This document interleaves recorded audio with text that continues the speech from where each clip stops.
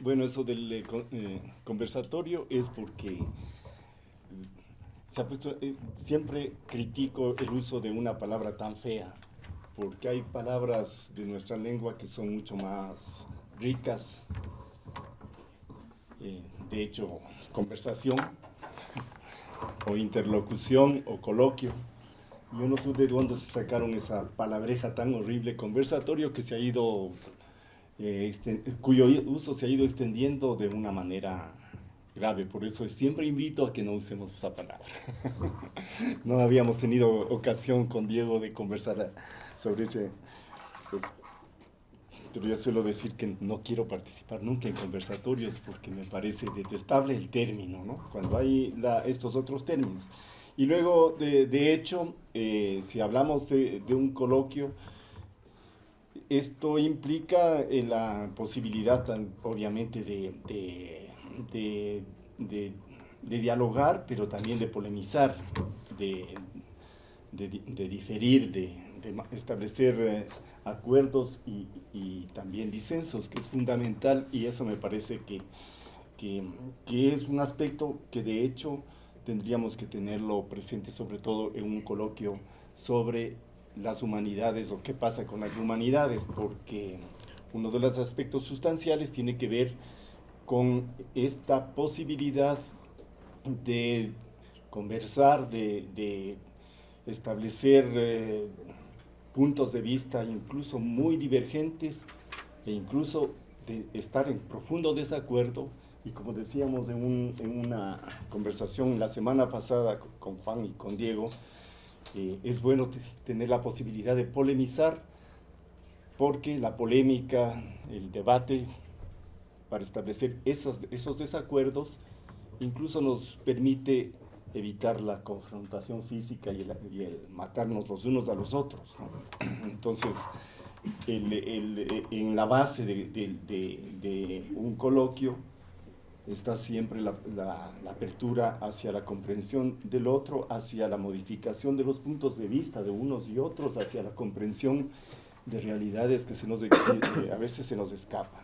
Bien, eh, cuando me propusieron este tema, y yo le había pedido a Diego que procuremos ir un poco más allá de lo académico.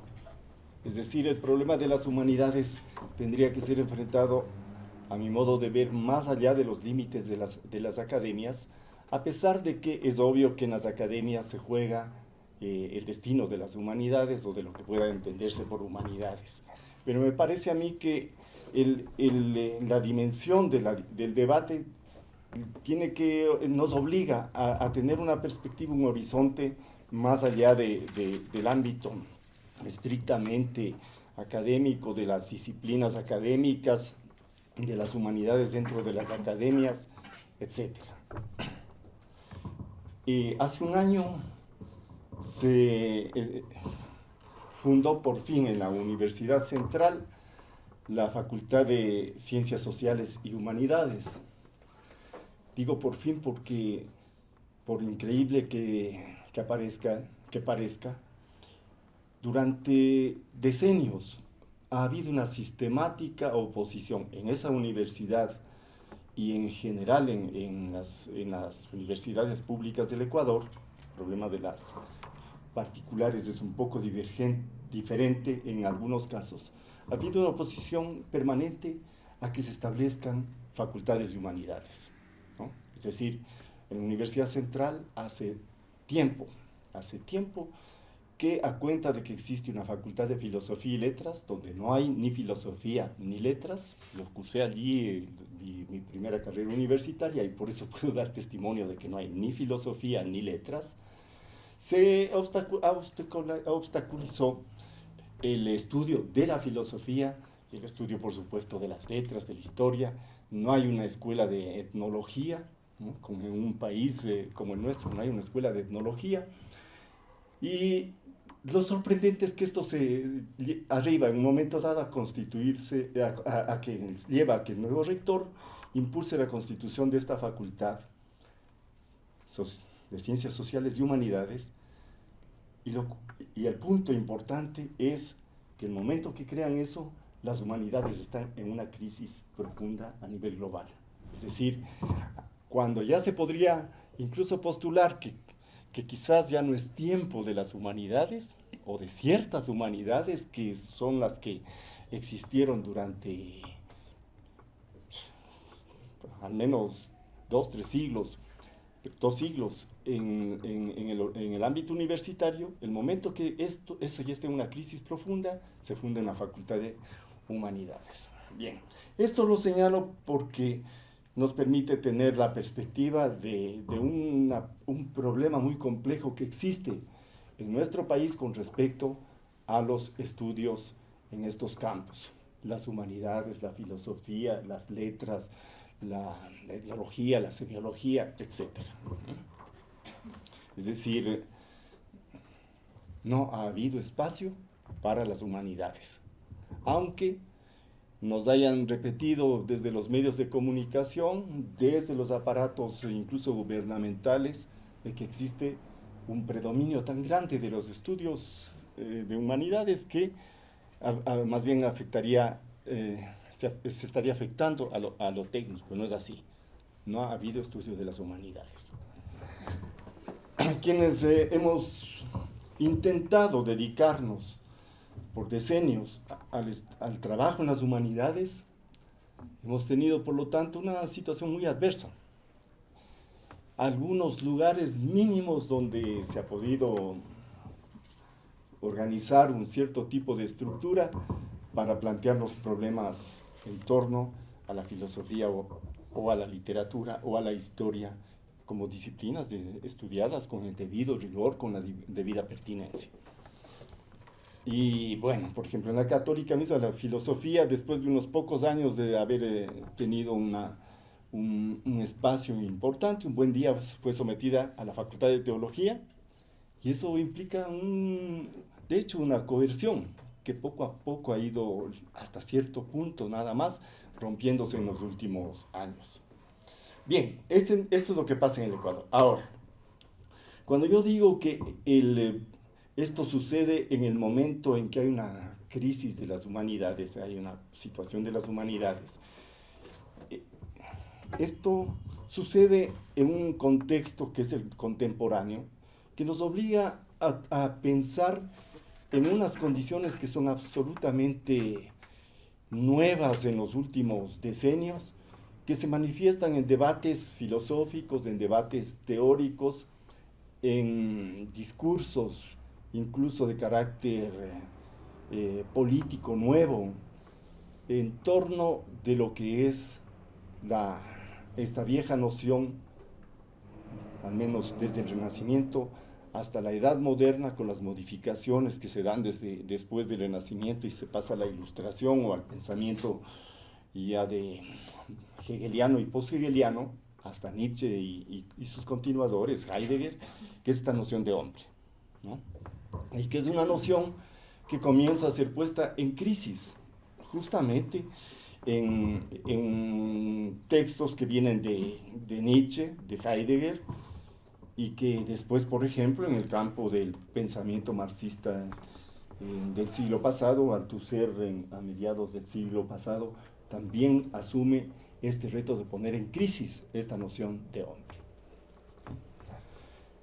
Y es evidente que la crisis que sucede en torno de esta noción de hombre, que va a determinar una puesta en cuestión muy compleja de una serie de aspectos conceptuales, teóricos y de problemáticas ligadas con la comprensión de lo que es la vida humana, de lo que es la historia, de lo que de lo que son las formas de saber.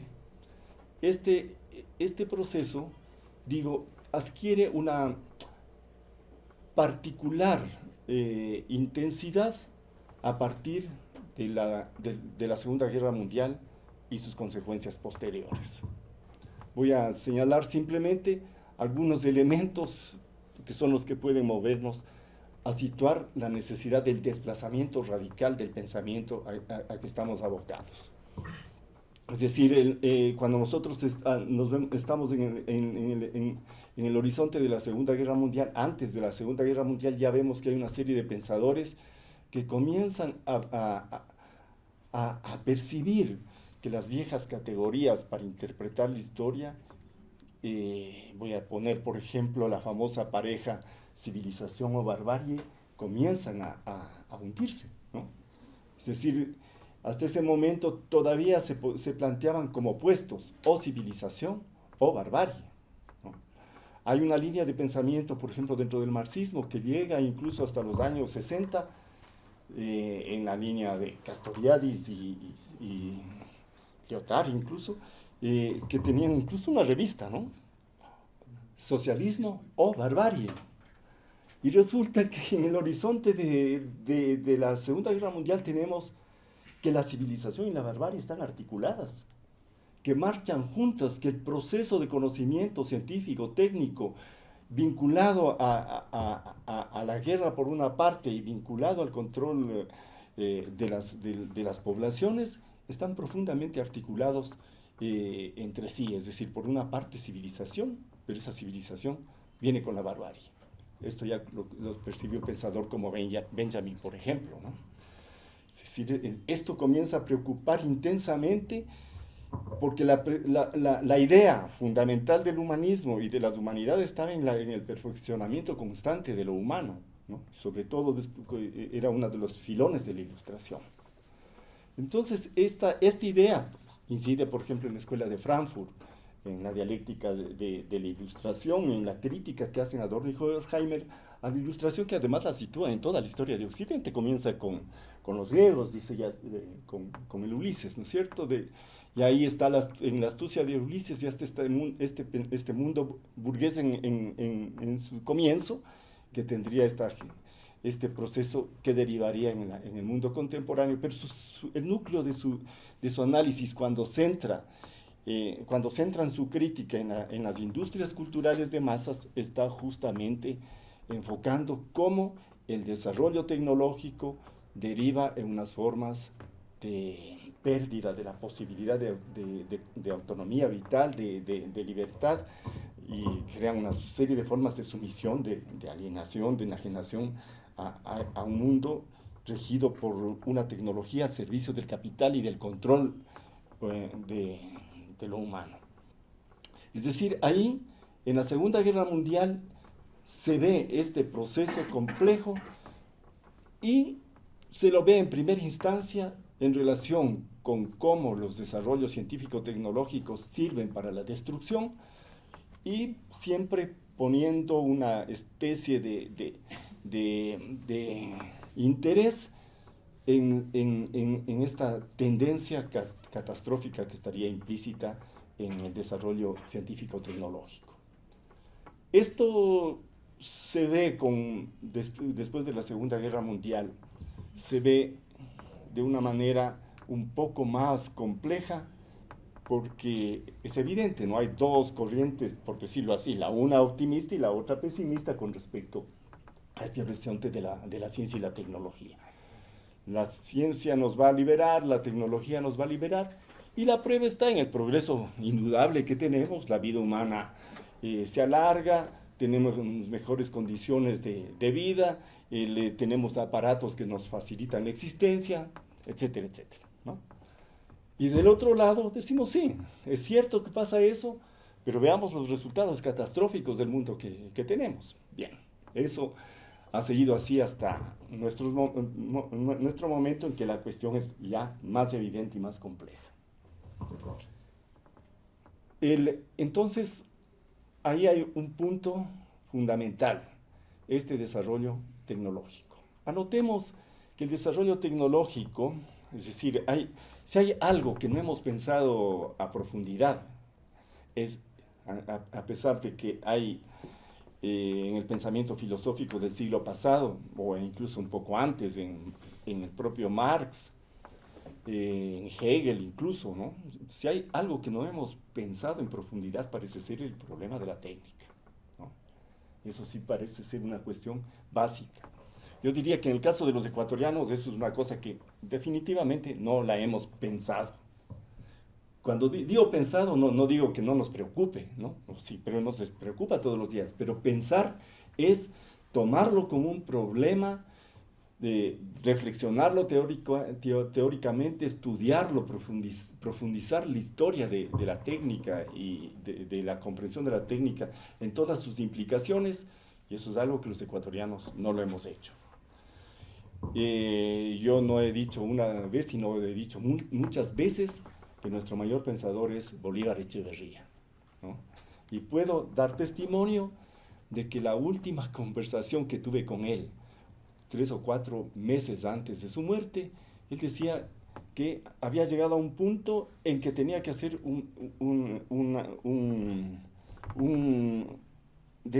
tenía que comenzar a detenerse, y que estaba releyendo los trabajos de Heidegger, de la Escuela de Frankfurt, porque el problema de la técnica no lo había pensado.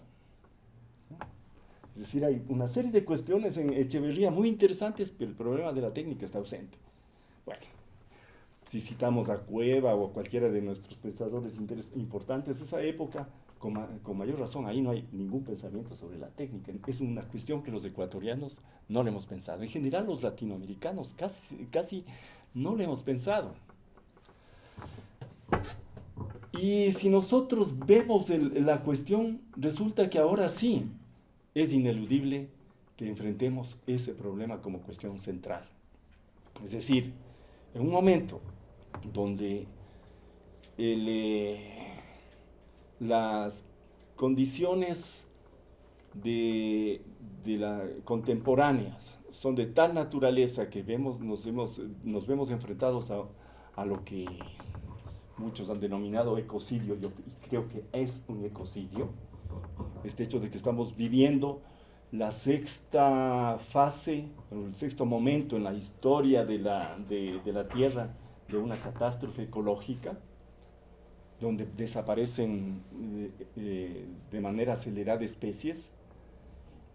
Eso es así, es decir, pero una catástrofe ecológica puede deberse a aspectos naturales. El hombre es parte de la naturaleza, y en cierto modo podríamos considerar que también los efectos de nuestra actividad son efectos de la naturaleza sobre la naturaleza.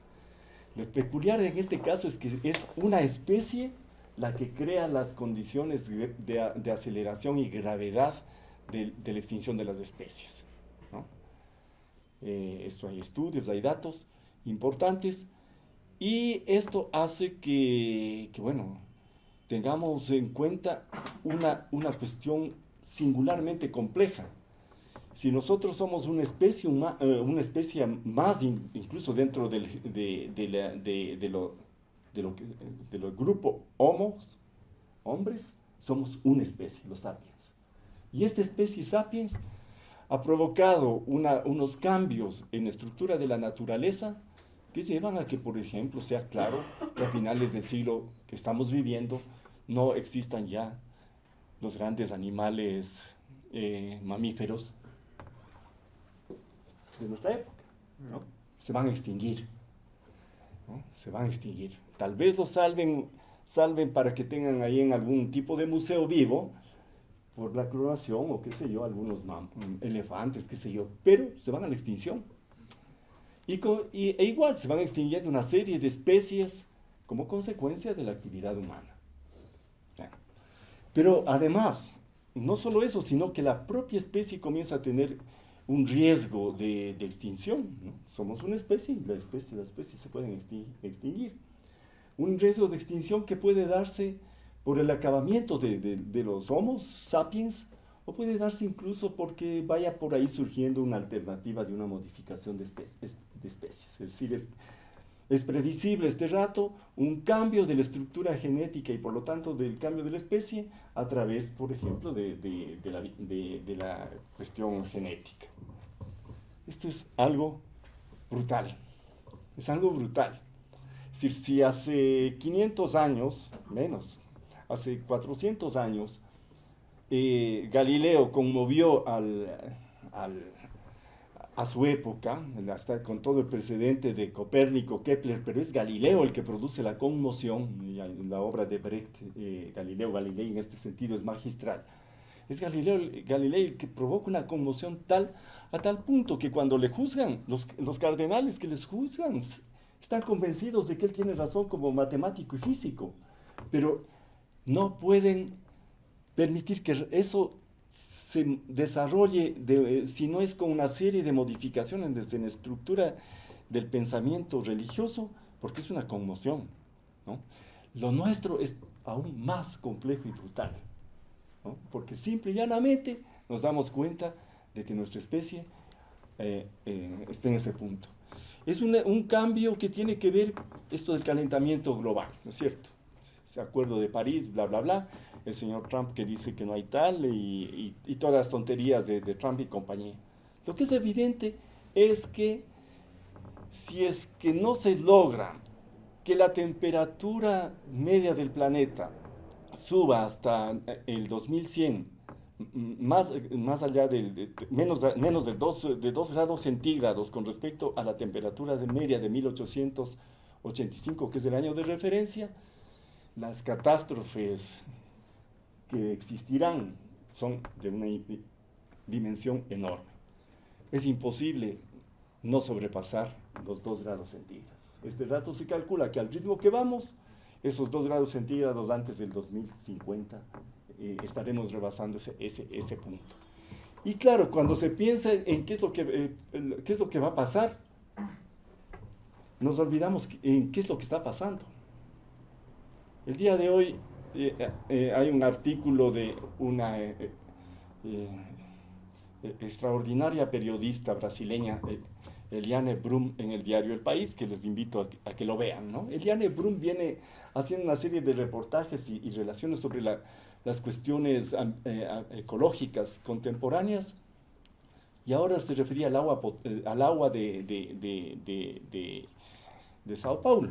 Es decir, estos cambios, ya sabemos, producen cambios climáticos tan profundos, no sabemos cuándo cae un régimen de lluvias, cuándo un régimen de sequías, allí donde no llovía se producen inundaciones, allí donde debía llover, no llueve y se van produciendo desastres por todo lado. Es decir, es un problema que ya lo tenemos, ¿no?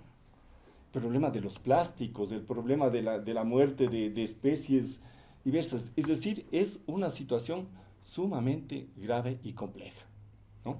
Ahora, esto es el resultado del desarrollo tecnológico. Pero por otra parte, el resultado del desarrollo tecnológico hace previsible que nosotros podamos prolongar nuestra vida. No sé, ustedes a lo mejor lleguen a los 150 años, así con prótesis, ¿no? Cambiándose el corazón, poniéndose corazones mecánicos, etc. Es decir, vamos cambiando aceleradamente. Hay ahí un punto sumamente interesante, porque todo el pensamiento humanista moderno siempre descansó en algo cuya raíz viene de antiguo, pero que estuvo presente ahí, estuvo presente incluso en los marxistas, ¿no? El propio Marx, que es el gran salto que se produce de lo animal al humano, la gran ruptura, ¿no es cierto? Es el gran salto, la gran ruptura, la segunda naturaleza, bla, bla, bla, ¿no? Porque es así una serie de discursos que se dieron sobre esta segunda naturaleza del humano, qué sé yo. Engels hablaba mucho de la segunda naturaleza. Pero nosotros tenemos una cuestión ahí que es sumamente interesante. Por un lado, el desarrollo de la biología, el desarrollo de la bioquímica, como parte de ese gran contexto científico de la biología, nos ha puesto en una circunstancia en que es más clara nuestra inserción dentro del horizonte natural animal. Los análisis genéticos nos demuestran que somos muy cercanos a los chimpancés y a otros pocos sobrevivientes de estas especies que van camino de la extinción.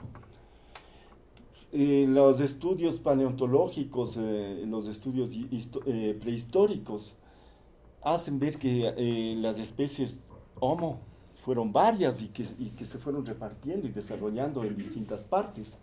A la vez, los estudios comparativos hacen ver que del Cromañón a nosotros no hemos cambiado mucho la corteza cerebral, etcétera, ¿no? Entonces, por una parte, estamos más cerca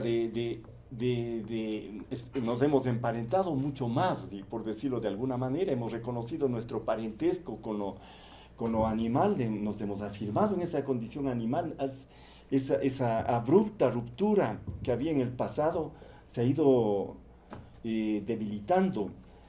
Es cierto, nosotros tenemos la palabra, pero reconocemos que en las especies de los monos superiores, de los simios superiores, hay una serie de comportamientos sociales, de comunicación sumamente interesantes. Bueno, para atrás, ¿no? Pues vamos viendo la necesidad de acumular información, memoria, transmitírsela, es parte del organismo vivo. Y por otra parte, hemos sufrido en los últimos 2 siglos y medio una serie de procesos técnicos y tecnológicos que son impresionantes. Es decir, pensemos, ¿no? Dentro de la historia de nuestra especie tenemos, qué sé yo, unos cuantos cientos de miles de años, para no hablar de más allá de eso, ¿no? Y dentro de eso, unos 10.000 años desde la revolución neolítica hasta nosotros, unos 4.000 años de escritura, de comienzo de la escritura, ¿no? Y bien, entonces podríamos decir hay un lento proceso de desarrollo de la técnica, de las formas de organización humana en ciudades, de la producción del campo, etcétera, hasta el momento de la revolución industrial. Y cada vez tenemos un proceso más acelerado dentro del desarrollo tecnológico, de tal manera que hemos pasado de la técnica industrial, de la artesanía primero, de la artesanía a la máquina, con todo el proceso de cambio que eso implica, el desarrollo industrial, y dentro del desarrollo industrial, luego de la primera fase de la revolución, a la revolución analógica y ahora a la revolución digital, ¿cierto? Y con eso también se han producido unos cambios muy complejos en la organización de la vida cotidiana, el movimiento de un lugar a otro ahora es muy fácil. Los bienes se mueven de un lado al otro del mundo, es decir, los bienes, los objetos, ¿no? Es decir, antes tenía que venir un barco con un libro mío, hoy de pronto me lo bajo lo localizo por un buscador y pongo print. Ya no necesito que venga un barco. Me comunico con familiares, amigos que están en otros lados del mundo, discuto a través de los medios de comunicación con gente que está en otros lados.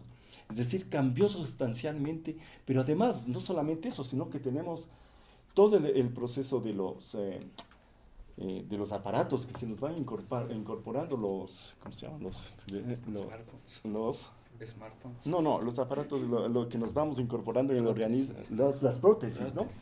De hecho, las prótesis siempre nos han estado rodeando, pero ahora las prótesis ya son parte de nuestro propio cuerpo. Ayer había, por ejemplo, una información de cómo en las fábricas de automóviles, no es que me voy la palabra cyborg ya la podemos usar en español, ya está incorporada al diccionario, ¿no? Ya es como cyborg, no como cyborg, ¿no? Como cyborg. Entonces, la palabra cyborg, que hace 60, 70 años aparecía como parte de la ciencia ficción, no, ahora ya existe el cyborg, ¿no? ¿Por qué digo que existe el cyborg? Si hay un trabajador en una fábrica automotriz cuyos brazos hoy hay prótesis para facilitar la carga y la descarga de objetos, entonces ya no tengo solamente mi brazo, sino tengo el brazo mecánico.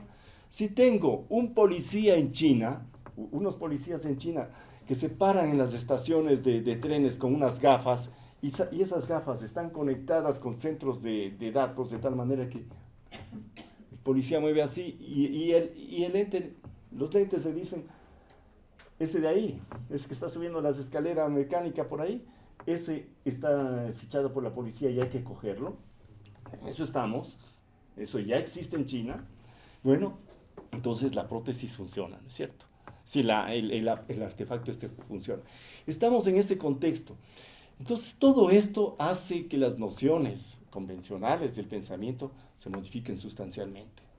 Además, el tipo de organización donde se daban los debates, las discusiones, con el cambio de lo mecánico preanalógico al analógico, lo del cine, cine, televisión, radio, etcétera, hasta el cine, y el cambio contemporáneo a todos estos procesos de digitalización hacen que los registros se cambien, ¿no?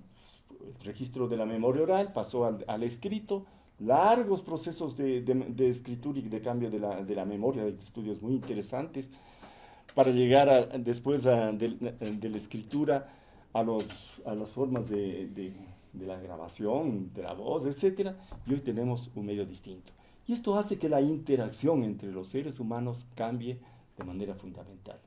Dicho esto entonces, como un elemento así de contexto, tenemos que esta idea del hombre moderno, cuerpo y alma más bien separados, en que el alma puede salvarse, o incluso en la versión de los cuerpos y el pensamiento separado que va desarrollando el espíritu, hayan cambiado sustancialmente. Es decir, cada vez es más absurdo defender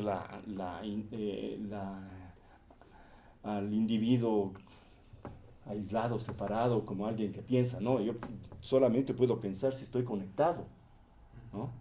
Eso es fundamental. Solo puedo pensar si estoy conectado. Solo puedo pensar si estoy en una interacción de lectura, escritura y conexión con otros. Eso hace, por ejemplo, que las universidades hoy tengan que repensar por completo la idea de autonomía, ¿no? Es decir, la autonomía ya no puede ser el encierro en unos extramuros, en unos muros por donde no entra. No, no. Es decir, hoy estamos en otro punto. Yo creo que, por ejemplo, hay cambios ahí muy profundos que hacer en el ámbito universitario. Ahora bien, dicho estos antecedentes, ¿cuál es el problema de las humanidades? Que las humanidades estuvieron de espaldas a la técnica, de espaldas a la comprensión del ser humano, a la vez como animal, como pensamiento lógico, etcétera, como animal, como pensamiento lógico, y también en conexión con la máquina, ¿no? Y eso cambió. Entonces ya no podemos pensar lo humano, sino en este nuevo horizonte. Por eso es que Rosa Baidotti y otros hablan incluso de lo poshumano, ¿no? De la categoría de lo poshumano. Ya estamos más allá del humano como tal. Esto se une de distintas maneras también con frases que fueron incomprendidas en nuestro medio por cierto facilismo, ¿no? No solamente en nuestro medio, como por ejemplo aquello de Foucault, que cuando hablaba de que el hombre va a ser borrado, este es un nombre escrito en la arena y va a ser borrado. Más o menos en la misma época les decía que la forma hombre a lo mejor está desapareciendo, ¿no? No es que los seres de la especie Homo sapiens estaban siendo borrados. Pueden borrarse también de la naturaleza, ¿no? No hay ninguna razón para que la especie Homo sapiens no sea también borrada algún día. De hecho, algún día tiene que extinguirse. No sabemos cuándo. Pero, digamos, ahora es posible incluso que de la especie Homo sapiens, por estos procesos que van modificando la estructura del ser humano, rápidamente, vertiginosamente, incluso pueda transformarse en algo que no tenemos idea este rato. Entonces, eso hace que las humanidades entren en una profunda crisis que hace que distintos pensadores, ¿no? Derrida, el propio Lyotard en un libro cuyo título sirvió de base para que lo condenen con una ignorancia, ¿no? Sin leerlo, ¿no? La condición posmoderna. Entonces, yo recuerdo que cuando salió la condición posmoderna, quienes no le leían, no leyeron el libro, dijeron, no, condición posmoderna, pensamiento neocapitalista, burgués, neoconservador, bueno, la ignorancia supina total, ¿no? Porque lo que está explorando Lyotard es otra cosa, con una seriedad muy profunda. O Derrida cuando que viene hablando de estos asuntos. Claro, y ahí esto produce entonces esta necesidad de un replanteamiento profundo del ámbito de lo que se llamaban las humanidades, ¿no? De la filosofía. La filosofía ya no puede dejar de pensar como un problema central el de la técnica, ¿no? Bueno, eso como un elemento como para conversar. Bien, no sé. Sí, bueno, como prefieran. No, De acuerdo. Sí, no funciona, ¿no? no, sí Funciona, pero no se escucha. solo para captar. Ya, bueno, buenas tardes, gracias por la invitación y gracias también a Iván por compartir esta charla, ¿no? Yo justo estaba pensando, me quedé con esta idea de el conversatorio, ¿no? Y el conversatorio, ¿por qué le ponemos esa etiqueta? ¿Y por qué no suena tan mal, ¿no? Y también adoptamos una serie de membretes que a veces son importados de otros idiomas o que se ponen de moda. Y claro, uno se pone a pensar ahí cuál es el deber ser y el ser del asunto, ¿no? O sea, a mí también me suena mal, por cierto, pero ¿por qué no suena mal? O sea, ¿cuál es, por así decirlo, la definición canónica de lo que debe ser el sonar bien en el lenguaje, de la eufonía en el lenguaje? Y me puse a pensar esto en relación con nuestro tema, ¿no? El tema de las humanidades. El tema de las humanidades y ese relato desde dónde se está construyendo, ¿no? Justamente esta serie de referencias a la Segunda Guerra Mundial, al pensamiento de una ilustración traicionada, este relato muy eurocéntrico, muy occidentalizado. Yo también me gustaría traer a colación aquí para la discusión, también con Diego, que es filósofo, y bueno, con Iván, que es filósofo y con quien tuvimos la oportunidad de compartir las aulas ahí en la carrera de literatura, pues en la carta sobre el humanismo, ¿no? Ese debate que se dio en un momento en que estaba en auge la filosofía existencialista y Sartre pronunció esa conferencia, el existencialismo es un humanismo, y esa respuesta tan tajante, ¿no? de Heidegger con la carta sobre el humanismo, ¿no? En el que él planteaba como leitmotiv el fin de la filosofía y las nuevas tareas del pensamiento. Y el argumento, tal como lo entendía yo, o quise entenderlo, era en términos técnicos esta confusión de lo óntico con lo ontológico, podría ser esta cruce paradójico entre un particularismo que en un momento se sintió como un universalismo. Eso venía a ser el relato sobre el humanismo, ¿no? Que en un momento situado de la historia hubo cierta concepción del humano en relación con los otros seres humanos, del humano en relación con su entorno, tanto su entorno no humano, tanto animal como artificial, y en un momento ese particularismo irradió como que fuera un universalismo, ¿no? Entonces encontrar ahí la semilla de un error de pensamiento que obviamente tiene consecuencias en la realidad. Y yo quería traer justamente a colación este tema de el humanismo vinculado también con el pensamiento filosófico, ¿no? Y ciertas formas canónicas de utilizar, aplicar, activar la razón, el uso de la razón. Y también quisiera reflexionar un poco con ustedes sobre cómo se está empleando el término técnica, ¿no? Me parece que se está remitiendo estrictamente casi al mundo artificial, al mundo creado por el hombre, al mundo de los objetos que lo rodean, al mundo de los útiles en los cuales está inmerso el hombre y que, de los cuales se sirve instrumentalmente para lograr ciertos fines. Entonces, yo me pondría a pensar si no hay en las humanidades también la aplicación de técnicas, ¿no? Si no hay también discursos tecnológicos que se desarrollan en el seno de las humanidades.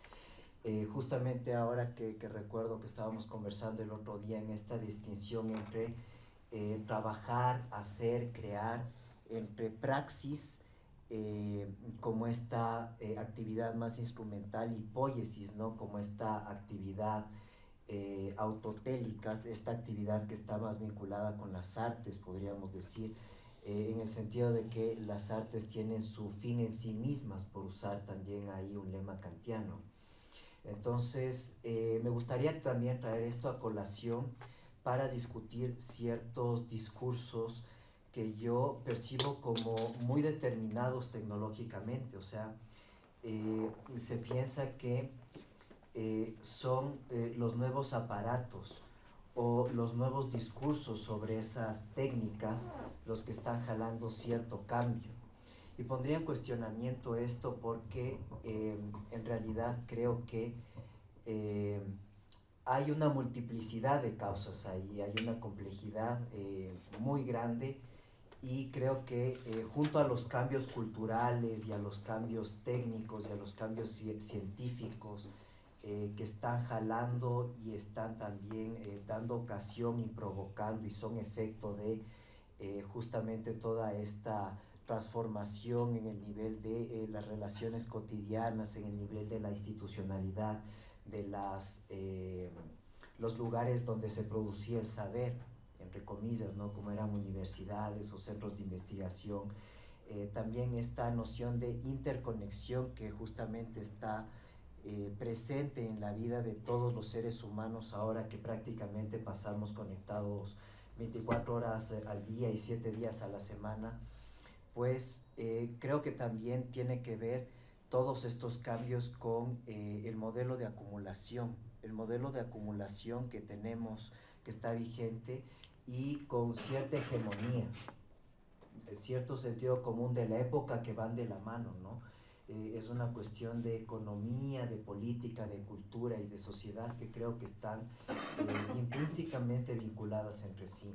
Entonces, si nosotros nos ponemos a pensar que nosotros estamos conectados justamente permanentemente a las máquinas, sea con los smartphones, sea a través de las cámaras, etcétera, y nosotros estamos produciendo un valor,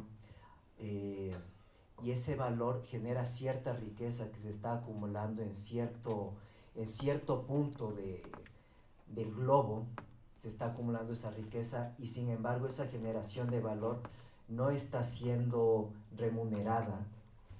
Entonces yo creo que estamos en otro paradigma también de lo que es ser humano, como clásicamente se entendía el ser humano como un ser agente que también tenía una cierta responsabilidad moral, y que bajo cierto modelo de acumulación, por ejemplo, podía distinguirse entre lo que era cierta distinción de la jerarquía, por ejemplo, en la unidad doméstica de producción, en que había un agente que era el que estaba destinado a trabajar, que tenía cierto horario que cumplir en la fábrica o en los centros de producción, y que posteriormente tenía un espacio libre, digamos, entre comillas, para el ocio, para la reproducción de esa fuerza de trabajo. Había otros agentes que justamente se dedicaban a las economías del cuidado, por ponerlo entre comillas, economías no remuneradas, que tenían que reproducir esa fuerza de trabajo, etcétera, etcétera. Pues nosotros creo que ahora estamos en otro momento, como bien señalaba Iván, pero me parece interesante introducir también estas variables de economía política para ir buscando más matices, ¿no? Porque, como les decía, siento que estamos conectados todo el tiempo, estamos trabajando más que antes, y sin embargo a eso no se les llama trabajo y no se les llama explotación, ¿no? Entonces, pienso que hay cosas tan paradójicas como lo que mencionaba Iván, que claro, la tecnología tiene esta promesa de la emancipación y la liberación, y esta idea de que el mundo va muy rápido y que todos vamos a llegar más pronto, ¿no? Y tenemos más prisa. Y yo estaba por acá a 3 o 4 cuadras en la Wimper, atascado en el tráfico, y pensé que me demoraba y que no llegaba, y en realidad, claro, la circulación vehicular aquí en la ciudad es terrible y todos tenemos supuestamente más medios, tenemos los autos son mejores, más potentes, te da más velocidad, y sin embargo el atasco no te libra a nadie, ¿no? Y obviamente hay unas razones de fondo ahí que tienen que ver con unas políticas de planificación, con la necesidad de transporte público, etcétera, etcétera, etcétera. Pero pongo a colación para justamente discutir esta serie de paradojas que se presentan en la vida cotidiana, y también creo que así como nosotros deberíamos cuestionar este particularismo que se convierte en un universalismo, eh, tanto en términos históricos como espaciales, ¿no? Geográficos. Yo creo que debería haber también ciertos matices en la perspectiva de lo que es una modernidad o una posmodernidad o una tecnología que se vive, por usar unas categorías antiguas, pero yo creo que todavía pueden ayudarnos para pensar, una tecnología que se vive en el centro de una tecnología que se vive en la periferia, ¿no? Entonces, yo por ejemplo conozco en sectores rurales en los que he tenido que realizar trabajos, no hay servicios básicos, ¿no? No hay teléfono, pero igual la gente tiene su smartphone y se comunica por eso, ¿no? Eh, entonces, así como nosotros pensamos espacialmente, esto también discutirlo en términos históricos, porque esta noción de humanidades que tiene intrínseca una definición del deber ser, de lo que se tiene que entender como humano, de lo que se valora como humano, es también histórica, ¿no? Uno puede identificarlo en ciertos periodos. Y por ejemplo, esta discusión sobre el cambio climático, ¿no? Es interesante, por ejemplo, identificar que de pronto el país que era hegemónico a nivel mundial y que justamente imponía en cierta medida el sentido común, sea mediante alianzas, mediante la coerción o mediante la corrupción, y que estaba a la vanguardia de ciertas luchas, de pronto se toca con estas paradojas, ¿no? Yo creo que estamos en un momento de transición, eh, tanto en términos culturales, ¿no? En esta noción de humanidades, como en términos geohistóricos, geopolíticos, en una transición de hegemonía a gran escala, una transición de larga duración, y que obviamente también está vinculado con esta cuestión del modelo de acumulación. Yo creo que ahí habría que plantearse también una discusión en términos de saberes, pero también prácticas, ¿no? O sea, una discusión en términos de humanidades entendidas como disciplinas, entendidas como conocimientos, pero entendidas también en términos de políticas, en términos de economías, que justamente nos ayuden tanto a cuestionar el modelo de acumulación vigente como a pensar en alternativas, ¿no? Que yo sé que es un término con el cual Iván es muy crítico, porque obviamente él tiene todo ese bagaje de la noción de utopía, ¿no? del siglo XX, y justamente hemos tenido algunas discusiones sobre ese término. Entonces introduzco también esta noción de pensar en alternativas, ¿no? Porque justamente lo que mencionaba Iván también en su diagnóstico sobre el tiempo presente es sumamente complejo, ¿no? Estamos frente a unos límites del sistema que son infranqueables, ¿no? Esta cuestión del cambio climático, uno también tendría que ver cuáles son las consecuencias de eso, por ejemplo, en términos de movilidad humana, las grandes olas de migración, no hay fronteras que puedan detener eso, ¿no? Y se están militarizando los estados, estás dando nuevas guerras sectorizadas. Entonces, creo que justamente todas estas aristas deberían contribuir para hacer un debate o diálogo conversatorio mucho más amplio sobre el tema, ¿no? Entonces, planteo esas inquietudes también para poder abrir la discusión. Ya. Bueno, antes de, digamos, porque para ir señalando algunas cuestiones, ¿no? Porque Juan ha introducido algunos aspectos que me parece importante tenerlos en cuenta y comentarlos. Si entiendo bien, hay una sutil manera de decir estoy en cierto desacuerdo porque eso tendría que ver con una posición nuevamente universalista, ¿o no? ¿No? Tal vez. Creo que habría que buscar matices, ¿no? Ya, porque digamos, el punto está en que, digamos, efectivamente se pueden algunos, digamos, yo creo que el asunto, por ejemplo, de lo universal dentro del pensamiento debe ser examinado con mucho rigor, ¿no? Porque claro, hubo un momento en que se planteaba que en el campo de la teoría lo que había que alcanzar es la universalidad, ¿cierto? Y la universalidad tenía que ver tanto con el campo de lo científico como con el campo de lo filosófico. Y en el campo de lo filosófico se derivaba en una consideración finalmente antropológica del pensamiento, donde el núcleo de la concepción de este antropo era el europeo. Y por eso, por ejemplo, las visiones de la historia, hasta hace muy poquito, en la historia del pensamiento occidental, hasta hace muy poquito, la historia tenía esta vía única de desarrollo, incluso por ejemplo, los marxistas, ¿no?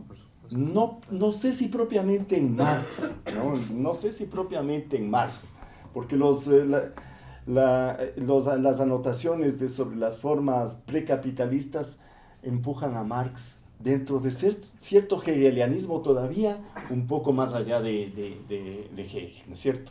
Un poquito más allá, pero esa intuición que está ahí no la desarrolla, no la despliega, pero tampoco es muy claro y bueno, después incluso había esta idea de que había estadios de desarrollo desde el salvajismo, la barbarie, bla, bla, bla, hasta el comunismo. Claro. Eso es la reducción a una única forma. Pero bien, el problema está allí en que en las ciencias es más fácil dirimir las cuestiones porque los recortes son, me parece que voy a retomar algo que Althusser retoma de Bachelard y lo plantea allí, ¿no? La generalidad. Es decir, hay campos de generalidad donde el trabajo científico de la comunidad científica llega a un punto y dice, bueno, este es el conocimiento que de manera general tenemos sobre esta realidad. Y funcionan la gravedad o las leyes de Einstein, etcétera, dentro de las generalidades. El problema es cuando eso lo trasladamos al campo de la historia, o al campo de la cultura, o al campo de las sociedades, porque son distintas. Eso no quita, en cambio, que exista, por otra parte, una tendencia también de globalización, entonces llamaría más bien yo globalización antes que universalidad, una globalización donde se conjugan de manera compleja desarrollos distintos, pero donde hay también líneas de tendencias que son las más fuertes. Es decir, por más que hoy incluso reivindiquemos y hasta apliquemos determinadas técnicas premodernas para la agricultura en una determinada región, para la medicina en ciertos aspectos médicos, el momento que estoy con una situación que obliga a que me tenga que cambiar el corazón, tengo que ir a la medicina tecnológica, ¿no? Dentro de la... Y cuando tenemos que comunicarnos, tenemos que usar no solamente estos medios todavía analógicos, sino también lo digital, ¿es cierto? Son tendencias generales. Ahora, eso es importante, pero hay una observación muy importante que hace Juan, que yo quiero retomar, que es este problema de la técnica. La técnica, digamos, y yo no quisiera, digamos, porque es muy importante esto, la técnica no es algo exterior, ¿no?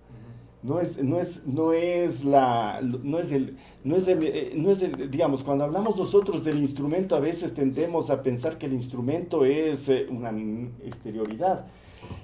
Fijémonos, con el lenguaje hay una cosa muy interesante. Todavía hace un siglo se pensaba que el lenguaje era un instrumento externo y que no hay tal. Es decir, la técnica, el lenguaje, etcétera, son parte constitutiva de nuestra misma condición, ¿no?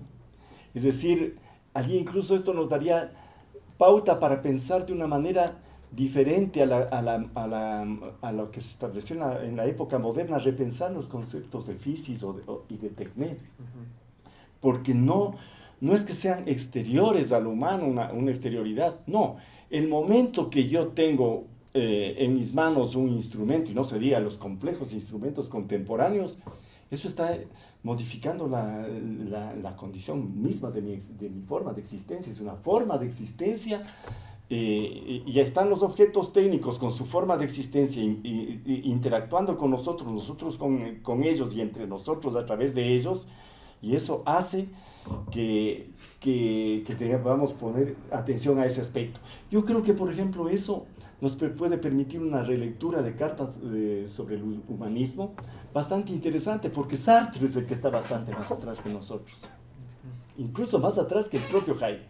Sartre es el que está más atrás, porque Sartre es todavía esta subjetividad actuando sobre como tal. Bien, estos elementos entonces sí modifican también la concepción de cultura que tenemos que crear, ¿no? Que debemos repensarla. Ahora, en cuanto se refiere a este otro problema, efectivamente otro de los aspectos que tienen que ser pensados contemporáneamente, es decir, hemos llegado a un punto en que tenemos que pensar contemporáneamente muchos aspectos de una manera sustancialmente nueva. Por ejemplo, el trabajo y la creación de valor. Porque efectivamente el pensamiento, por ejemplo, de Marx, o el pensamiento de Schumpeter o de Keynes, se quedan más atrás porque están pensando todavía en la creación de valor dentro de la producción de objetos prácticos, físicos, y no de saberes, de conocimientos, información, que son parte de lo contemporáneo. Es decir, hay un cambio de la consideración del trabajo que hace que incluso trabajemos en jornadas, en horas que son, y que estemos todo el tiempo produciendo, y que gran parte de ese trabajo no sea reconocido. Es decir, y se apropia el capital de esa abstracción que es el capital financiero contemporáneo, esa enorme abstracción, se apropia del valor que vamos creando de manera general los seres humanos en condiciones distintas. Y desde luego entonces con relación con esta nueva noción de cultura, entendiendo esto, las nuevas nociones de cultura a las que debemos enfrentarnos, están de hecho la reorganización de los saberes, es decir, hay un saber científico, un saber tecnológico articulado con lo científico, hay saberes de la vida, saberes artísticos, saberes estéticos, que se van transformando con las formas que tenemos, es decir, no es posible pensar de una manera articulada. Juan introduce además dos elementos que nos llevan a otras discusiones también complejas. Este del valor, es decir, se necesita efectivamente una nueva crítica de la economía política contemporánea, ¿no? Es decir, porque nos han rebasado las categorías, la realidad ha rebasado las categorías que tenemos. Hay que pensar de otra manera. Yo lo que me opongo, Juan, no es a las alternativas, a las utopías, a los programas políticos encaminados a organizar nuevamente los sistemas de no sé qué, socialismos. Eso me parece a mí que nos conduce a absurdos y arbitrariedades, y no va por ahí, no creo que sea por ahí el camino, lo que no quiere decir que no estemos buscando todos los días alternativas distintas para incluso sobrevivir. No solamente para existir, sino para sobrevivir en condiciones a veces muy adversas. Y efectivamente, hay que cambiar también la concepción de los términos de la política, porque una de las cosas, la migración, la catástrofe ecológica, los problemas del clima, hacen que no se pueda pensar más en estados soberanos. Ya no existen los estados soberanos desde hace rato. Hay soberanías transnacionales, soberanías interestatales, soberanías locales. Sí, la soberanía nacional está bastante debilitada y está bien que esté debilitada, ¿no? Pero hay que pensar en la complejidad de estas otras formas, porque frente al impulso de la global, digamos, positivo de la mezcla que produce las migraciones, por ejemplo, efectivamente se cierran las fronteras, ¿no? El nacionalismo, digamos, hubo un nacionalismo relativamente revolucionario, que es el de los estados nacionales luchando por su liberación respecto de los imperios. Pero el nacionalismo después de la Segunda Guerra Mundial, desde la Segunda Guerra Mundial, el nacionalismo de los alemanes, de los fascistas italianos, el nacionalismo siempre ha sido una fuerza reaccionaria, ¿no? Una fuerza retrógrada, ¿no? Cataluña no es pues el progresismo, ¿no? Eso no quiere decir que el PP sea progresista, pero Cataluña es más atrasado todavía, ¿no? Y los italianos que acaban de hacer ese pacto, fíjense el pacto entre los alternativos, de 5 estrellas y la Liga del Norte, cuyo punto fundamental es cerrar las puertas a la migración, ¿no? Ese es el primer punto. Entonces uno dice, estamos en un mundo en que efectivamente las tendencias son bastante complejas, pero ese es un punto que tiene que ver también con la naturaleza humana. Voy a usar ese término complicado de naturaleza humana, esto de cerrar las puertas al que llega, ¿no? Pero nos sacaría, digamos, del núcleo del tema, pero sí es un tema que tiene que ser pensado en relación con el pensamiento contemporáneo. Yo estoy diciendo, en cierto modo, que el pensamiento tiene que, digamos, que lo que tenemos en el pensamiento contemporáneo a nivel mundial es un pensamiento, en los más interesantes pensadores contemporáneos, es una búsqueda un tanto, digamos, si vemos, ¿no? Es como que estuvieran intentando poner problemas ahí con una claridad de que el pensamiento no está dando las posibilidades de comprensión de la complejidad como tal, ¿no? Son enormes búsquedas, un esfuerzo conceptual enorme, y es como que estuviéramos diciendo, bueno, tenemos urgencia, ¿no? Tenemos urgencia. Y nosotros acá estamos muy atrasados de incluirnos en esa urgencia. Bueno, listo. Sí, yo quería rodear un poco unas cuantas puntualizaciones que ustedes hicieron que me llamó un poco la atención, y obviamente después partimos para que se abra con el público. En realidad a mí me llamó mucho la atención cómo es el planteamiento a través de las dos palabras que en realidad me vinieron totalmente. La una es de la técnica, que por supuesto aquí en Latinoamérica todavía no se ha visto alguna persona que haya hecho un tratado acerca de ello. Obviamente el que se aproximaría más en esto sería quien pone en cuestión el concepto de técnica es Heidegger, ¿no? Y ahí trabaja en condiciones de ver a la técnica en un proceso en el cual el ser también está acometido en ello, desde una condición ontológica, esta proposición de la técnica, ¿no? A partir de ello me nace algo dentro de este medio, en la cual vemos que ahora el desarrollo fluctuante de esta técnica, o de esa tecné, o la poiesis que hablaba, ¿no? De la physis, tecné y poiesis, en el saber hacer o deber saber hacer, hay una amplificación muy drástica cuando llega la tecnología, en realidad, porque la tecnología te da haciendo todas las cosas. Entonces, al darme haciendo todas las cosas, yo ya no necesito pues aprender esta producción técnica, ¿no?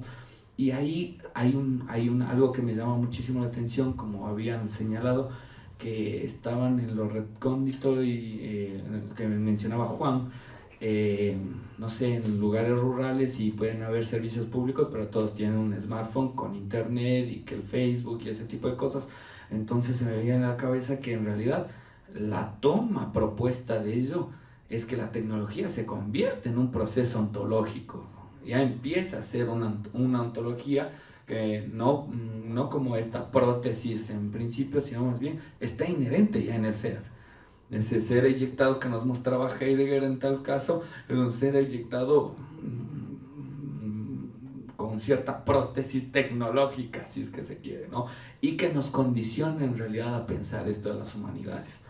La otra de las cosas que me llamaba un poco la atención era el pensar que las humanidades, si bien es cierto que en las universidades, las facultades de humanidades, de letras, de filosofía y demás, no sé si en algún, bueno, supongo que antes había una afluencia de público bastante amplio, ahora hay una reducción de gente que se inscribe a ello, cosa que tal vez no ha pasado con las facultades que dice administración de empresas, qué sé yo, ese tipo de cosas, porque dentro de este entendimiento creería yo que sí hay una formulación en cuanto a que el proceso universitario, las facultades en realidad, o las universidades en sí, dejaron de ser un espacio donde se establezca estos ejercicios de pensamiento, de reflexión y poner en cuestión estas cosas, ¿no?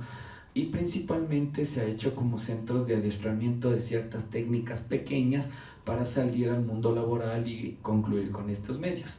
Entonces, obviamente creería que si no se ha puesto atención prácticamente a la técnica en sí, es porque hay otro tipo, tal vez, no sé si el capitalismo en sí ha adoptado eso como un medio adentrado fuerte en donde en realidad ya no hay un espacio de reflexión o de pensamiento, porque en realidad les resulta mucho más fácil adquirir cualquier tipo de técnica y salir al mercado laboral y seguir concluyendo en este gran círculo, no sé, del mercado, no ser partícipes de ese mercado.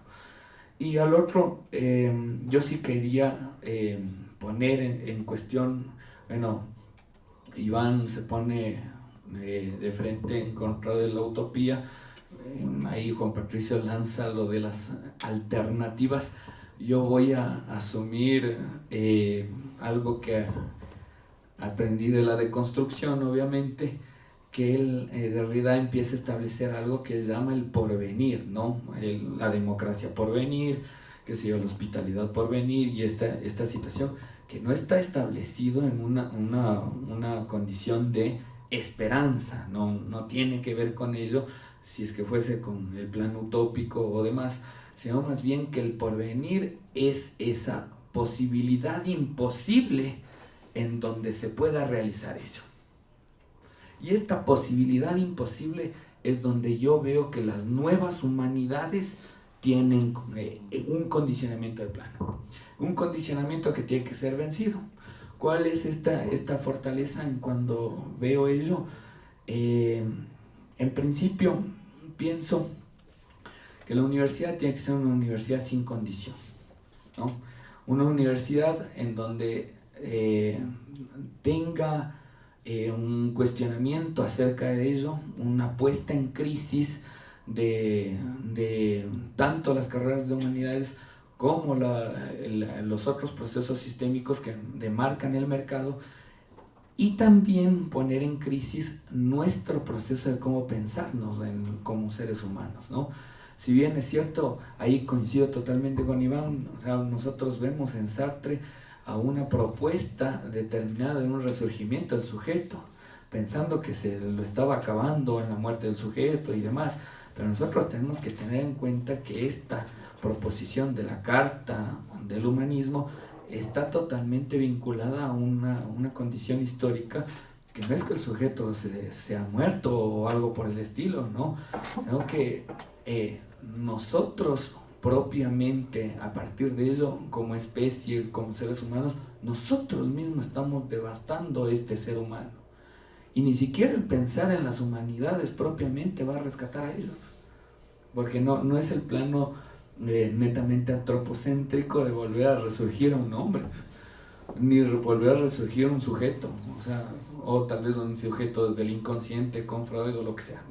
No podemos en ese caso. Pero sí podemos repensarnos nosotros. Y ese repensarse está totalmente condicionado por adversidades que tenemos ahí, ¿no? Hay mucha gente que, no sé, de repente de mañana dice, bueno, sí tengo ganas de repensarme, pero también tengo que ir a laburar, tengo que, no sé, cumplir con ciertas obligaciones y esto y lo otro. Ahí está una proposición también novedosa, ¿no? De hacer que esta imposibilidad o esta posibilidad imposible, si es que se quiere, este cierto indecible de constructivo, sea una puesta en crisis de nuestro proyecto, no de facultades de humanidades, sino de pensar en este caso nuestro proceso como humano, ¿no? Y ahí obviamente una de las premuras que me pongo en ello es también poner en crisis todo lo que ya estuvo establecido a partir de esto, ¿no? Tomaría obviamente un poco el título de un libro de Nietzsche que él veía en un proyecto empezado desde la genealogía de la moral, de poner en crisis cierto tipo de virtudes, valores y demás, o bueno, más específicamente esta cuestión del valor. Él pone en punto de crisis tal vez el sentido del valor de todo. Y ahí es donde ve que ese poner en crisis el sentido del valor de todo, esa es la condición del humano. Es humano, demasiado humano en realidad. No tiene que ver ni con los procedimientos totalitarios que han venido desde antes, de ponernos en la cabeza que esto se debe pensar, o los grandes dioses elucubrados universitarios de la búsqueda de la verdad o de la razón en sí, sino de poner en crisis nuestra propia condición universitaria o nuestra propia condición de pensamiento, si es que se quiere, ¿no? Bueno, obviamente he sido bastante desorganizado en tratar de plantear estas posturas coyunturales. Me parece muy importante lo que acabas de decir, y comienzo con una cuestión que me parece que es importante decir. Es decir, no hay esa diferencia, el momento que estamos pensando, no hay esa diferencia nacional. Lo mismo da si eres de aquí, de allá, es una etiqueta de pasaporte, somos exactamente del mismo ámbito, ¿no? Es decir, no hay el ecuatoriano, el venezolano, el colombiano, muchísimo menos de eso, ¿no? Estamos entre los mismos, pero puede haber distinto tipo de diferencias. Ahora, hay una cuestión que es sumamente importante de ubicarla, ¿no? Con respecto a lo que llamamos pensamiento. Y a eso quiero apuntar. Y está conectado con las humanidades. Y en relación con las humanidades, con la conducta, en cambio, que tiene que ver en el plano cotidiano, donde debe romperse justamente las jerarquías. Pero en el plano del pensamiento hay exigencias, hay condiciones que prevalecen. Es decir, nosotros tenemos que distinguir con precisión lo que es un campo de elaboración científica o científica tecnológica, como es lo contemporáneo. Tú decías, Diego, que no sabemos cómo se organizan los instrumentos. Bueno, si hay quienes saben, lo que pasa es que con el desarrollo de los procesos industriales contemporáneos, nosotros utilizamos los instrumentos sin saber cómo funcionan. Pero obviamente tiene que haber gentes que sepan y prácticas de conocimiento de cómo van a funcionar los instrumentos. Entonces eso es un saber especializado. Como es un saber especializado el de la filosofía. Lo siento mucho, pero es un saber especializado, ¿no? Es un saber que tiene una serie de condiciones de constitución. Las formas de conocimiento tienen formas de constitución. No necesito ser filósofo para vivir bien. Esto sí es una condición clara y definitiva. No necesito ser filósofo para ser buen artista, ¿no? Puedo ignorar por completo la filosofía y ser un excelente músico, un excelente cineasta, un excelente escritor, pintor, etc. Pero si quiero ser músico, tengo que saber las condiciones de la música, tengo que saber entender la estructura musical, entender lo que es el instrumento como tal. Si no, no soy músico.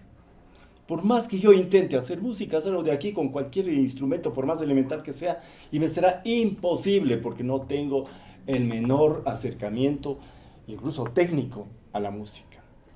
Es decir, esto nos lleva, lo que quiero poner es que debemos ser rigurosos. El momento que queremos hacer un trabajo como biólogo, tengo que ser biólogo. Y eso significa el conocimiento científico de la biología. Tengo que saber qué es el ADN y tengo que saber los programas que me permiten trabajar con esta muestra de ADN de este organismo y esta muestra de ADN de este otro organismo, por ejemplo, para saber si es la misma especie o se trata de otra especie. Si soy experto entre la biología y la bioquímica que va a producir un determinado tipo de efecto para saber si esto es tóxico o no es tóxico, tengo que dominar el campo científico respectivo. Puedo vivir muy bien con los animales de donde sea, del campo, de la selva, sin ser científico. No se necesita ser biólogo, botánico, bioquímico para ser un buen agricultor, ¿no? Ni necesito ser un experto en la física para poder mover objetos o construir una casa. Es decir, son saberes técnicos diversos que se combinan de manera compleja dentro de que es la cultura técnica y tecnológica contemporánea en nuestros días. Hoy es una cultura efectivamente que va en una gama muy compleja de formas, desde aquellas que son de las más, supuestamente las más elementales, las de los instrumentos menos complejos, ¿no? Simondon, que es un pensador, y lo siento, porque no hay ningún indígena que haya pensado la técnica, Simondon, que es un pensador de la técnica, ya decía que los instrumentos más complejos son los más concretos y los otros son los más abstractos, porque sus posibilidades son de entrar en la producción son menos versátiles que los más complejos. Entonces, van modificándose, pero eso significa que esos coexisten formas humanas muy diversas. Ahora, cuando hablamos nosotros de las humanidades, estamos en un campo dentro del conocimiento teórico que implica escritura, que implica, por lo tanto, saber leer y saber escribir. No puedo pensar los problemas filosóficos si no quiero leer. Así de simple.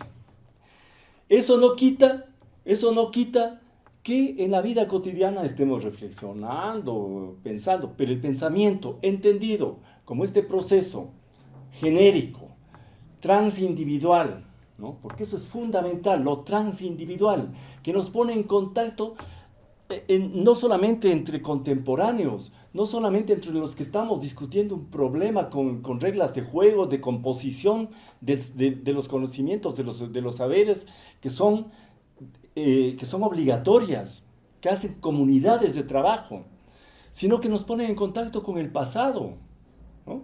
Con el pasado que está en la memoria de lo que podemos tener en el pasado. Todo eso entonces va produciendo la reflexión y nos va ubicando problemáticas. Si yo me voy a vivir en la selva, en una comunidad, tengo todo, no solamente el derecho, a lo mejor hago con eso una vida muy intensa y muy rica, pero no estoy participando de la reflexión global sobre las condiciones contemporáneas del destino de la humanidad en este momento. Ese es el punto. Puedo vivir mejor que el que vive en la ciudad de Nueva York o en Boston, en Harvard, pero puedo vivir más intensamente, pero no estoy participando en ese debate. Ahora, entendiendo esto, es evidente que existen distintas comunidades de interlocución, de intercambio de ideas, y entre todas esas, hacen la vida humana. Y efectivamente, si voy a ponerme en contacto con una comunidad donde existe una serie de elementos mitológicos combinados con... Eso está muy bien, está bien, ahí existe efectivamente, como tú dices, ahí existe el diablo y Dios. De hecho, incluso para un no creyente, se puede postular que el diablo existe, ¿no? En la propia condición humana de la destrucción de lo que hacemos, ¿no? O de la puesta en crisis de lo que hacemos. O sea, el diablo, esta cuestión del Mefistófeles, del Fausto, ¿no es cierto? Esta operación ahí de poner lo humano también como una condición. Esto que tú decías ahí, la parte oscura del ser humano, podrías decir que eso es lo demoníaco. Pero lo demoníaco tiene que ver no solamente con el mal, sino también con este espíritu de incesante modificación de las cosas, ¿no? Es prometeico, es esta pareja Prometeo y Epimeteo que es tan interesante, ¿no? El Prometeo y el Epimeteo que jode la cosa porque quiere ayudarle a su hermano Titán y no puede y lo destruye. Es decir, el bien y el mal, lo positivo y lo negativo están dentro de esa cuestión. Es decir, no voy a discutir un problema ni científico, ni teórico, ni conceptual, sino que tengo que respetar ese horizonte cultural. Es decir, no hay, en eso sí es fundamental, pero si queremos discutir en cambio el problema de las humanidades, no de las formas humanas, no del humanitarismo, sino de las humanidades, tengo que ponerme en el contexto de la filosofía. Si quiero pues, discutir el problema de las consecuencias técnicas y tecnológicas, ¿no? Tengo que ponerme en esa discusión. Lo riquísimo riquísimo que contiene, es decir, esta idea que no la pudimos topar hoy día, la famosa idea del fármaco, ¿no? Es decir, es que en la técnica, en la tecnología está la posibilidad de avanzar y la posibilidad de destruirse. Esto que apenas aludimos con... no es solamente civilización o barbarie, sino que lo uno y lo otro marchan juntos. Destrucción y construcción marchan juntas, ¿no es cierto? Pero eso nos atraviesa a todos. Y efectivamente, en el momento que tenemos en la mano el teléfono, el que anoto la cosa ya no manualmente aquí, sino en el teléfono, yo estoy en la punta de la tecnología. Estoy compartiendo ya no con los pueblos perdidos en la selva, estoy compartiendo con la tecnología, que usa el estudiante de la universidad del primer mundo o quien quiera. Tenemos que incluso ser muy, muy cautos con nuestras interpretaciones, por ejemplo, de la historia. No es que vinieron y mataron solamente ellos. Acá también había grandes catástrofes y había sacrificios humanos y los mexicas eran terriblemente sanguinarios, como en todas partes. Es decir, la trabazón de elementos históricos es tan compleja que no existe esa posibilidad de los buenos de aquí y los malos de allá. No. Entonces, el examen de la cultura y la participación cotidiana en las formas de la cultura son, por ejemplo, dos niveles distintos, ¿no es cierto? Uno es el examen de la cultura, otro la participación. En la participación cotidiana, yo sería partidario de la mayor apertura a la diversidad y a comprender esa diversidad y a participar de la diversidad. Pero el momento que queremos organizar un trabajo conceptual sobre, por ejemplo, el destino de las humanidades, ahí tenemos que ponernos en el otro plano, ¿no? En el otro plano de la reflexión, es decir, ese es un plano de exigencia que tiene una serie de condiciones de trabajo intelectual que no pueden ser sobrepasadas, ¿no? Pues es una cosa chiquita, yo solo quiero como decir, yo siento que lo que de pronto el compañero a su forma y de pronto yo de otra forma o lo que sea, yo creo que no es tanto poner la vida a la reflexión, sino realmente estamos proponiendo unas condiciones del pensamiento filosófico distintas a las que tú propones. Y por ejemplo, yo a partir de gente que tiene más tu forma, yo realmente recibo cosas muy bonitas, pero también comprendo que tengo otra forma. Y realmente es plantear que, por ejemplo, las condiciones de gestación de un pensamiento, en mi caso yo lo veo como una cosa más colectiva que individual. Yo también. La veo como una cosa más emotiva que racional y la veo como más...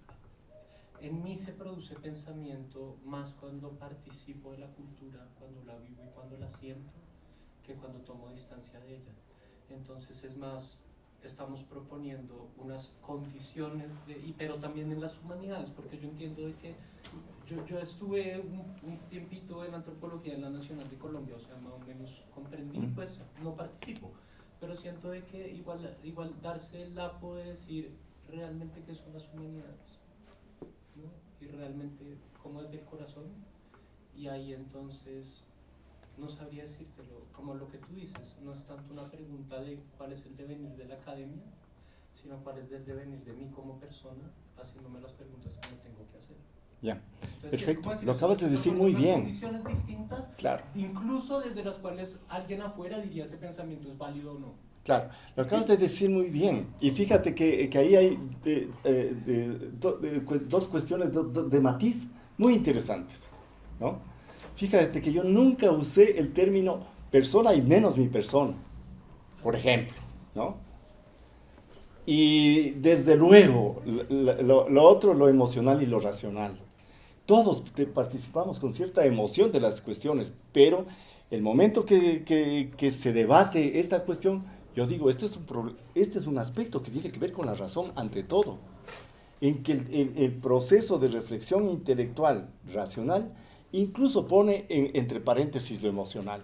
Tú estás planteando lo otro. Yo te diría, eso es saber de vida, ¿no? Y qué bien que sea saber de vida, ¿no? Pero eso no quita de que haya un problema filosófico. Y yo lo que defiendo es la pertinencia del problema filosófico.